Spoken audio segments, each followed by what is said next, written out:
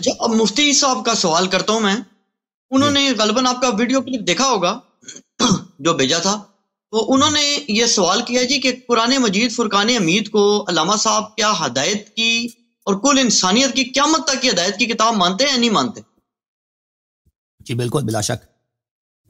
تو پھر وہ کہتے ہیں جی کہ قرآن اگر قیامت تک تمام انسانیت کی ہدایت کی کتاب ہے اور نعوذ باللہ نعوذ باللہ نعوذ باللہ کوئی کتاب ناقص ہو آپ کے عقیدہ کے مطابق، اور جس امام کی ذمہ داری ہے کہ وہ تمام انسانیت کی ہدایت کرے وہ بھی اصل کتاب کے ساتھ غیبت میں ہو اور کتاب بھی غیبت میں ہو، تو وہ کہتے ہیں کہ یہ پھر دین کی عمارت نہیں ڈال دی آپ نے؟ دیکھیں دین ناقص ہمیں پہنچا، یہ اس میں تو شک ہی نہیں نا. صرف قرآن تو ہدایت تو نہیں ہے، سنت بھی ہدایت. ٹھیک ہے نا، صرف قرآن ہدایت نہیں ہے، سنت بھی ہدایت ہے. اور ہدایت صرف قرآن میں منحصر نہیں ہے کہ پورا اسلام قرآن میں، اس قرآن کے باہر کچھ بھی نہیں. ٹھیک ہے نا، بہت ساری چیزیں ہیں جو قرآن میں اجمالاً ہیں یا اس کو ہمیں ملتا ہی نہیں ہے. قرآن کے بہت سارے دین کے احکام ہیں، وہ آپ کو سنت میں ملیں گے. اور سنت جو ہے ہمیں کامل نہیں ملا، یہ تو سب جانتے ہیں کہ اتنے احادیث ہیں جو ہمیں نہیں ہے. یہ تو سب جو بھی شخص کو حدیث سے سروکام ہے اس کو پتہ ہے کہ رسول پاک صلی اللہ علیہ وسلم خطبے دیتے تھے، خطبے نہیں ہیں. ٹھیک ہے نا، رسول پاک صلی اللہ علیہ وسلم قرآن کی تعلیم دیتے تھے. تفسیر قرآن میں حدیث جماعت مخالفین کے پاس ہے ہی نہیں. ٹھیک ہے، اچھا بہت سارے احکام جماعت مخالفین خود کہتے ہیں ہمیں اجتہاد کرنا پڑتا ہے، قیاس کرنا پڑتا ہے، اس لیے کہ اس میں نص نہیں ہے ہمارے پاس، یا نص اگر ہے تو نص متعارض ہے، ایسی نص ہے کہ اس پہ عمل ہی ہو ہی نہیں سکتا، تو اس نص سے ہمیں ہاتھ اٹھانا پڑتا ہے. تو یہ کہنا میرے عزیزو کہ دین ہمیں دیکھیں، اگر ہم قرآن کو ثابت سالم بھی سمجھے نا، کہتے ہیں چلو قرآن میں کوئی تقصیر نہیں ہے، کوئی کمی نہیں ہے، کوئی کمی نہیں. تو پھر اس حقیقت دین جو ناقص ہمیں پہنچا اس کا کیا کریں گے آپ لوگ؟ یہ تو ہمیں معلوم ہے قرآنی آیات، قرآن کے جتنا ظاہر جتنے الفاظ اہم ہیں اس کے باطن اتنا ہی اہم ہے قرآن کی جو تفسیر ہے. بلکہ اصل جملے جو ہوتے ہیں اس کا اصل اس کا جو فائدہ ہوتا ہے اس کے معنی میں ہوتا ہے. کوئی بھی آپ مطلب اٹھائیں، کوئی اہم جملہ ہو، قانونی ہو، قانون کا ہو یا حکمت کا کوئی جملہ ہو، اصل جو ہوتا ہے اس کا مطلب ہوتا ہے. قرآنی آیات میں کوئی حدیث ہے ہی نہیں. وہ رسول صلی اللہ علیہ وسلم جو سارا دن لوگوں کو قرآن سناتے تھے، قرآن کے تفسیر کرتے تھے، کوئی حدیث نقل نہیں کیا نا اس پہ. تو یہ جو اتنا بڑا نقصان دین میں ہے، دین میں اتنا بڑا نقصان، سنت ناقص پہنچی ہے. اور جتنی سنت ہمیں پہنچی ہے نا، ہم کہتے ہیں یہ حدیث صحیح ہے، یہ حدیث صحیح ہے، یہ بھی صحیح، یہ جو کہتے ہیں صحیح ہے، اس میں ہم بات کریں گے آگے جا کر انشاءاللہ تبارک و تعالی. ان حدیث کو جو صحیح کہا جا رہا ہے اس پہ بھروسہ نہیں کر سکتے آپ کہ واقعا صحیح ہے. یہ علماء جو کہتے ہیں کہ یہ حدیث صحیح ہے، اس کا مطلب یہ ہے کہ اس کے رجال ثقات ہیں اور اس میں کوئی انقطاع نہیں ہے، اور بعض یہ بھی شرط لگاتے ہیں کہ اس کا متن شاذ نہیں ہے. ٹھیک ہے نا، اب یہ واقعہ نا رسول اللہ صلی اللہ علیہ وسلم نے یہ کہا یا نہیں کہا، اس کا مطلب یہ نہیں ہے. ہو سکتا ہے حدیث صحیح ہو اور ہمیں پتہ نہ ہو، ہم یقین سے نہیں کہہ سکتے کہ واقعا اس نے پیغمبر صلی اللہ علیہ وسلم نے یہ کہا ہے. مخالفین یہ کہتے ہیں کہ جو حدیث اس کے رجال ثقات ہوں، اس میں انقطاع نہ، وہ حدیث حجت ہوا کرتی ہے، تعبداً حجت ہے. تعبداً جیسے ہم 2 رکعت نماز پڑھتے ہیں صبح نا، 3 رکعت کیوں نہیں پڑھتے؟ ہمیں نہیں معلوم کہ 3 رکعت کیوں نہیں پڑھتے. یہ کوئی فلسفی بات نہیں ہے، اس کے پیچھے کوئی عاقلانہ ہم ایکسپلین نہیں کر سکتے کہ ہم 3 رکعت کیوں نہیں پڑھتے، 4 رکعت کیوں نہیں پڑھتے، 2 رکعت پڑھتے ہیں، 1 رکعت کیوں نہیں پڑھتے، 3 سجدے کیوں نہیں کرتے 1 رکعت میں، 2 سجدے کرتے ہیں. یہ تو ہم تعبداً کرتے ہیں نا، کیونکہ اللہ کا یہی حکم ہے، اس سے آگے ہمیں نہیں معلوم، اس کو بولتے ہیں تعبد. اسی طرح ہم حدیث کو کہتے ہیں صحیح. مخالفین کے اقوال دیکھیے عزیزوں، کہتے ہیں صحیح، کہتے ہیں یہ تعبداً حجت ہے، اور یہ تعبداً واقعاً حجت ہے. اس طرح یہ ان کے تعبد کی دلیل بھی یہ بھی ناقص ہے. تو بہرحال احادیث ناقص پہنچی، جن احادیث کو ہم صحیح کہتے ہیں ان کو بھی اگر کبھی انشاءاللہ اس کو کھول دیں گے تو ان میں سے بھی اکثر اڑ جائے گا. دین ناقص اندر ناقص ہے میرے عزیزوں. پھر یہ دین ناقص ہے، ٹھیک ہے نا. یہ اگر آپ نے کہہ دیا کہ دین کے نقصان کی جب آپ بات کر رہے ہیں نا، کہ کہتے ہیں کہ شیعوں کا امام غائب ہے، بھئی اگر شیعوں کا امام غائب ہے، کم سے کم شیعوں کا عقیدہ ہے کہ ایک شخص ہے، اس کے پاس سارا دین کامل ہے، وہ دین ظاہر کر دے گا. آپ کے پاس یہ تو بھی نہیں ہے نا، آپ کے پاس یہ بھی تو نہیں ہے. آپ کہتے ہیں بس یہی ہے جو قرآن ہمارے پاس پہنچے، یہ احادیث ہیں اور یہ علماء ہیں، بس ختم بات، پھنس گئے ہم. آپ لوگوں کے پاس تو کوئی بھی جواب نہیں ہے. ہمارے پاس جو جواب ہے وہ یہ ہے کہ قرآن سارا محفوظ، شریعت ساری محفوظ، احادیث جو ہماری پہنچی ہیں اہل بیت طاہرین علیہ السلام کے ذریعے، یہ احادیث صحیح ہیں، اور ہمارے پاس دلائل ہیں کہ جو قرآن موجودہ قرآن ہے، یہ اس کو پڑھنا عبادت، اس کے سارے الفاظ حجت، کوئی چیز اس کے خلاف ہو تو یہ کفر ہوا کرتی ہے، جب تک کہ 12ویں امام کا ظہور ہو. 12ویں امام کا ظہور ہو، پھر وہ اسی ترتیب کے ساتھ، اسی تفصیل کے ساتھ جس طرح رسول پاک صلی اللہ علیہ وسلم پڑھاتے تھے، وہ قرآن کے ظاہر اور باطن ہمیں بتائیں گے، اور بہت سارے شریعت کے احکام ہمیں نہیں پہنچے وہ ہمیں پہنچا دیں گے. ٹھیک ہے. اب یہ دین ہمیں ناقص پہنچا، اس کی وجہ کیا ہے؟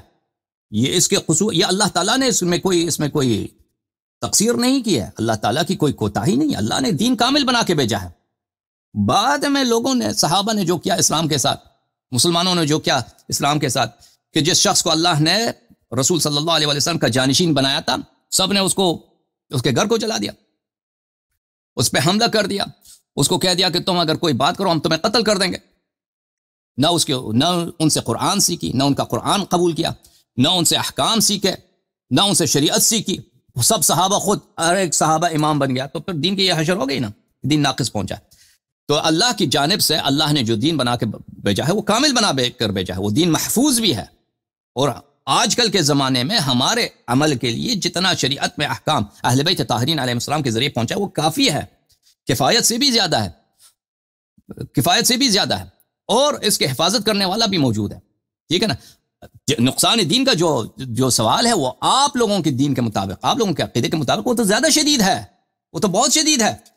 کیونکہ پہلی بات یہ کہ قرآن کے نقصان کی بات، تو اب میں تک گیا بھائی، علل اعلان کہتا ہوں کہ جماعت مخالفین کے علماء آ جائیں، ان کے پاس جو دلیل ہے قرآن کی، قرآن میں نقصان نہیں ہے، کمی نہیں ہے، وہ ہمیں دکھائیں وہ دلیل، تاکہ یہ بات بالکل میں شرمندہ ہو جاؤں، میں ایمبیرس ہو جاؤں، ہیوملیٹ ہو جاؤں، اور یہ بات بالکل صاف ظاہر ہو جائے. کوئی سامنے نہیں آتا، اور یہ کوئی ایکسیڈنٹ نہیں ہے، یہ کوئی ایسی اتفاقاً ایسا نہیں ہے کہ کوئی سامنے نہیں آتا، اس لیے کہ دلیل نہیں ہے. جب میں یہ جملہ کہتا ہوں تو وہ محققین، مولوی لوگ دیکھتے ہیں، وہ جا کے اپنی کتابوں میں جا کے چیک کرتے ہیں کہ کوئی ایسا حدیث ہم لے کے آئیں، کوئی ایسی آیت ہم لے کے آئیں، کوئی ایسی پکا دلیل لے کے آئیں کہ قرآن میں نقصان کو ابطال کرے. ان کو کچھ بھی نہیں ملتا، اسی لیے وہ سب خاموش ہیں. ٹھیک ہے نا. یہ اب مان بھی لیں کہ قرآن کامل ہے، تو قرآن کے باطن کے ساتھ کیا کرو گے؟ قرآن کے معانی کے ساتھ. اکثر قرآن اس طرح ہے کہ اس کے معانی میں بہت سارے احتمالات ہیں، اور یہ بیشتر آیات اسی طرح ہیں، ان کا معنی سمجھ میں نہیں آتا، یعنی الفاظ سمجھ آ جاتے ہیں لیکن اس میں احتمالات بہت سارے ہیں کہ مقصود کیا ہے اس میں سے. اس میں مفسرین کا اختلاف ہے. ٹھیک ہے نا. اور کوئی پکا دلیل نہیں ملتا کہ یہ حق ہے یا وہ حق ہے. 3 احتمال، ہر آیت میں 3 احتمال، 4 احتمال، 5 احتمال. بسم اللہ جو قرآن مجید کا تاج ہے اس میں کتنا اختلاف ہے. بسم اللہ الرحمن الرحیم یہ سورہ کا جز ہے یا نہیں ہے، یہ بھئی اس کو پڑھنا چاہیے، نماز میں نہیں پڑھنا چاہیے. اور اس کی تفسیر میں الا ماشاء اللہ اختلاف ہے. بسم اللہ سے لے کر بسم اللہ سے لے کر سین والناس تک اختلاف ہی اختلاف. قرآن کے معانی میں اختلاف، سنت میں آئیے بسم اللہ، اختلاف ہی اختلاف. عقیدے میں اختلاف ہی اختلاف. ٹھیک ہے نا. تو دین جو ناقص پہنچا، دین کے نقصان میں تو کوئی شک ہی نہیں ہے کہ دین ہمیں پہنچا، ناقص پہنچا. اگر کوئی کہتا ہے کہ کامل ادعا کرتا ہے، یہ تو مقابرہ ہے، زبردستی والی بات. وہ کہتے ہیں نا انگلش میں بلی کرنا، کہ کوئی غنڈہ گردی کہ یہ کامل ہے، کوئی زبردستی کوئی چیز آپ دلیل ہے تو کامل ثابت کر سکتے ہیں. دین تو ناقص ہی ناقص ہے، ہمیں ناقص پہنچا ہے، نہ کہ نبی صلی اللہ علیہ وسلم ناقص لے کے آئے، نہیں، ہمیں ناقص پہنچا ہے. اور وہ بھی سیاست کی وجہ سے.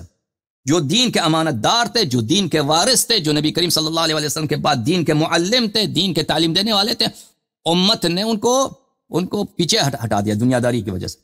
اسی وجہ سے ہمیں دین ناقص پہنچا. ٹھیک ہے نا. اب یہ اشکال تو آپ پہ زیادہ ہے ہم سے، اس کا جواب دیں گے نا، تو ہماری جانب سے جواب بہت آسان ہے. ہمارے پاس جو احادیث ہے وہ صحیح ہے، نہ لفظ اس لیے کہ یہ تعبداً صحیح ہے، واقعاً صحیح ہے، اور سے احکام ثابت ہو جاتے ہیں. اور اس کے علاوہ وہ شخص جو اس دین کا، اللہ کی جانب سے اس دین کا امانت دار ہے، وحی کا امانت دار ہے، نبی کریم صلی اللہ علیہ وسلم کے سارے معجزات، نبی کریم صلی اللہ علیہ وسلم کی جانب سے جتنی ہدایت تھی، جتنا ان کا اللہ نے جو حرف بحرف ان کو دیا تھا، ایک حرف بھی ضائع نہیں ہوا ہے، وہ سب ان کے پاس موجود ہے. وہ جب اللہ چاہے گا، اللہ اذن دے گا، وہ ظاہر کرے گا، وہ اللہ کا وعدہ ہے. ٹھیک ہے نا. جی جناب، حکم کریں. مزید کوئی سوال؟ اچھا، اس سے اجازت ہے نا تو میں ضمناً ایک سوال میرے ذہن میں آگے، جو آپ فرما رہے ہیں نا کہ دین ناقص ہے، تو جہل مطلق شخص ہونے کے باوجود بھی یہ تو آیت میرے ذہن میں بھی آ گئی ہے کہ الیوم اکملت لکم دینکم، دین اللہ کی کامل ہے، اللہ نے کامل بنا کر بھیجا ہے، لیکن ہمیں جو پہنچا ہے بالخصوص جماعت مخالفین کو ناقص پہنچا ہے۔ نہیں تو قرآن تو کہہ رہا ہے کامل ہے، آج مکمل ہو گیا، 1400 سال پہلے مکمل ہو گیا۔ کب کس واقعے میں؟ غدیر خم میں، جب امیر المؤمنین علیہ الصلوۃ والسلام کو فرمایا من کنت مولا فعلی علیہ السلام مولا، جو فرمایا کہ میرے وزیر ہیں، میرے وارث ہیں، میرے جانشین ہیں، اس وقت فرمایا کہ دین کامل ہے۔ دین کی کمال کس میں ہے کہ اس رسول پاک صلی اللہ علیہ وسلم کے بعد ایک ایسا شخص ہے، ایسا شخص ہے وہ جیسے پیغمبر صلی اللہ علیہ وسلم کے زمانے میں سب عقائد محفوظ، یعنی کوئی ایسی چیز نہیں ہے کہ وہ پیغمبر کہہ دیں لا ادری کہ مجھے نہیں معلوم۔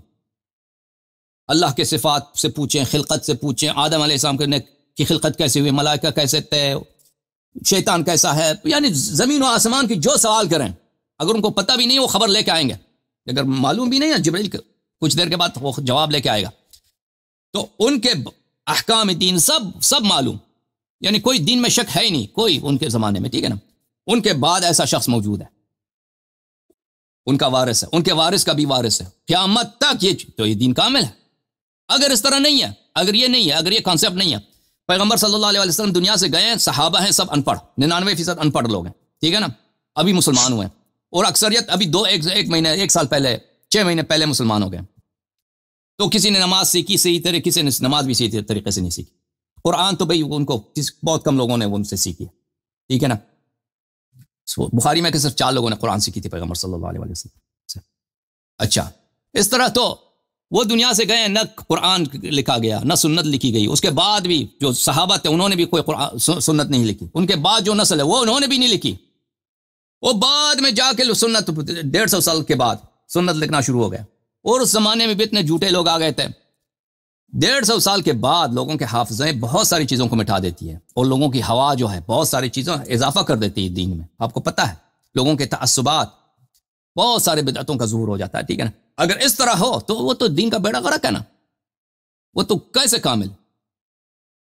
قرآن کہتا کامل ہے، جی بالکل دین کامل ہے، لیکن کس لیے کامل ہے؟ اس لیے کامل ہے جیسے فریقین کے احادیث موجود ہیں، الیوم اکملت لکم دینکم، یہ غدیر خم میں نازل ہوئی۔ اور جناب کوئی حکم؟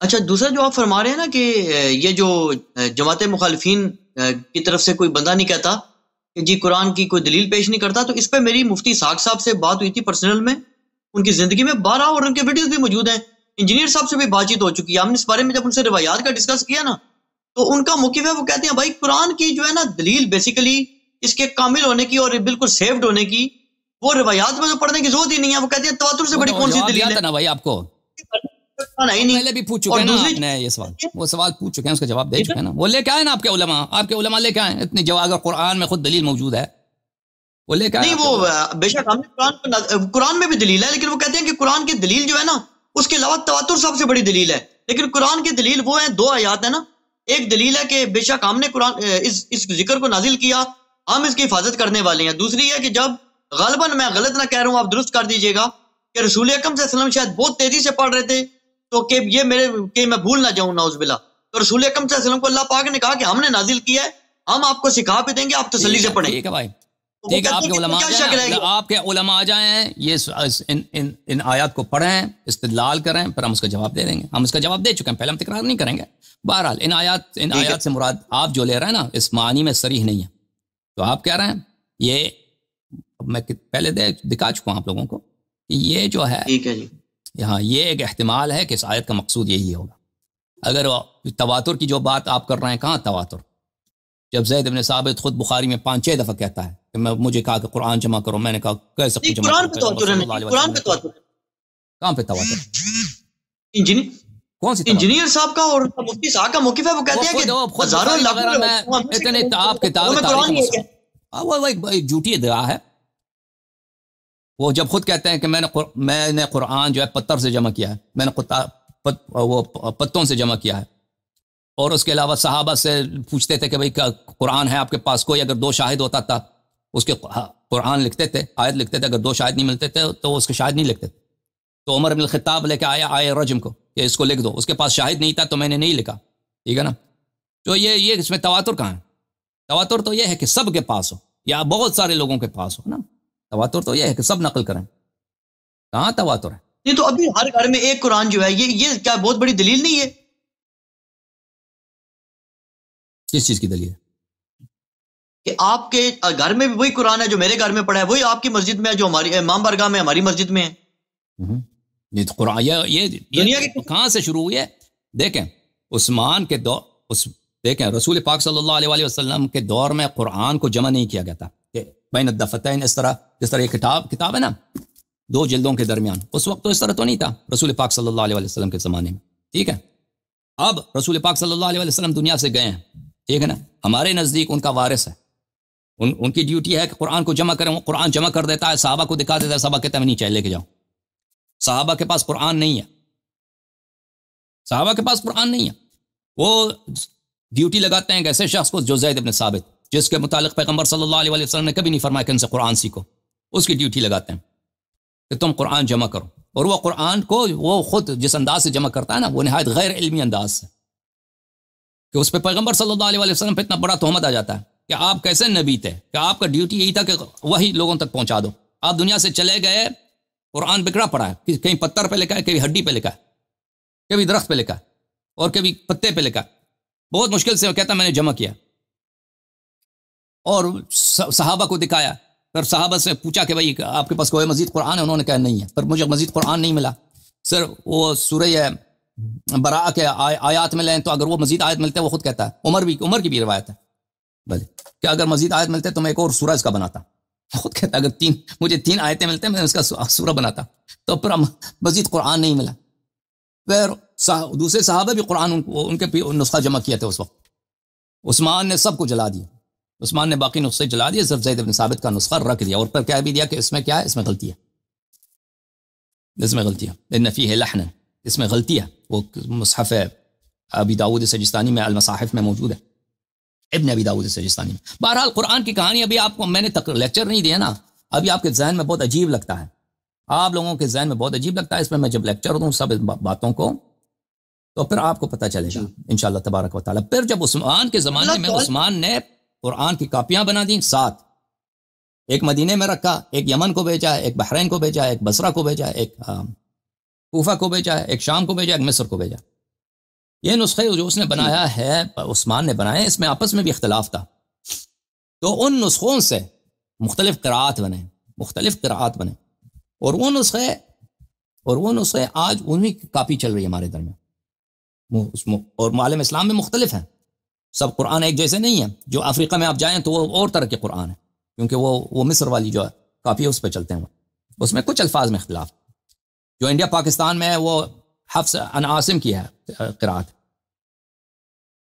اچھا یہ جو قرآن ہے یہ متواتر ہے، کس سے بہت بعد میں یہ تواتر شروع ہوئی ہے، یہ تواتر بہت بعد میں شروع ہوئی، پہلے جائیں تو ایک عرصہ ایسا ہے اس میں کوئی تواتر نہیں ہے، بالکل قرآن بکھرا پڑا ہے، اور اس کے ذمہ دار جو شخص ایک فرد جمع کرتا ہے اس کو، اور وہ بھی شخص کا ایسا شخص ہے جو ایک منحرف ہے اہل بیت علیہ السلام سے، اہل بیت علیہ السلام کا دشمن ہے، ٹھیک ہے نا؟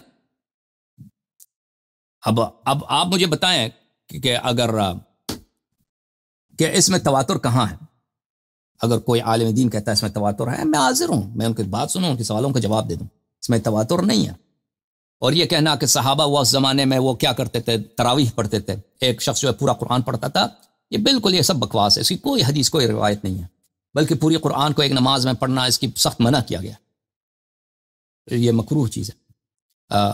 اچھا یہ ایک اور چیز ہے جی، ہاں جب ہم کفار کے ساتھ ملحدوں کے ساتھ جب بحث ہو جائے ہماری، تو ہماری بہت بڑی دلیل ہوتی ہے، یہ میں نے انٹرنیٹ پہ جا کے بھی دیکھا ہے، اس پہ وہ بڑے مروب ہیں مسلمانوں سے کفار، کہ مسلمانوں کا چھوٹا بچہ بھی پورا جو ہمارا جو موجودہ قرآن، یعنی کہ جو آپ کے گھر میں بھی ہمارے گھروں میں بھی ہے، اس کو زبانی یاد کر لیتا ہے، یہ اللہ کا مرز ہے، تو اگر یہ نعوذ باللہ ناقص ہو تو اتنا بڑا مرز اللہ نے اس میں کیوں ڈال دیا ہے، جبکہ دنیا کی کوئی کتاب نہیں جس کو کوئی یاد کر سکے۔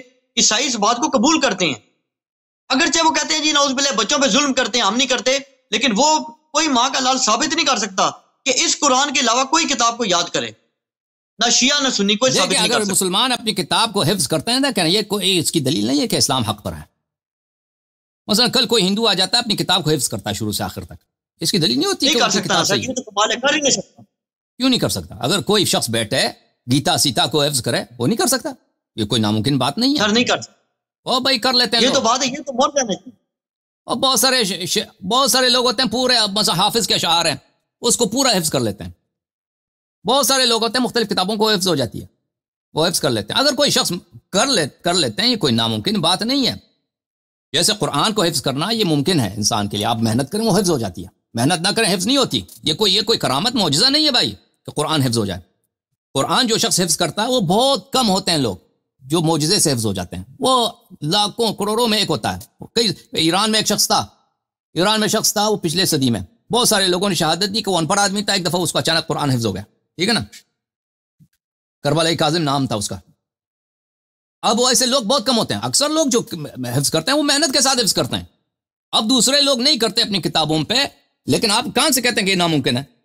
کوئی اس کی دلیل نہیں کہ ناممکن ہے. کوئی شخص بیٹھ جائے محنت کرے, مثلا آپ اس کو کسی شعر کا کتاب دے دیں, وہ حفظ کرے, پورے شعر کو حفظ کرے, کر سکتا ہے, کوئی ناممکن نہیں ہے. بہت سارے علماء تھے, ایک عالم تھا تہران میں, اس کی وفات ہو گئی ہے, وہ پورے نہج البلاغہ کا حافظ تھا, پورے نہج البلاغہ اسے رٹا لگایا تھا. وہ نہج البلاغہ قرآن سے کئی گنا بڑا الفاظ میں, اس نے پورا رٹا لگایا تھا. کوئی رٹا لگا نہ چاہے رٹا لگا سکتا ہے, اس میں کوئی ناممکن بات نہیں ہے. اوکے جناب.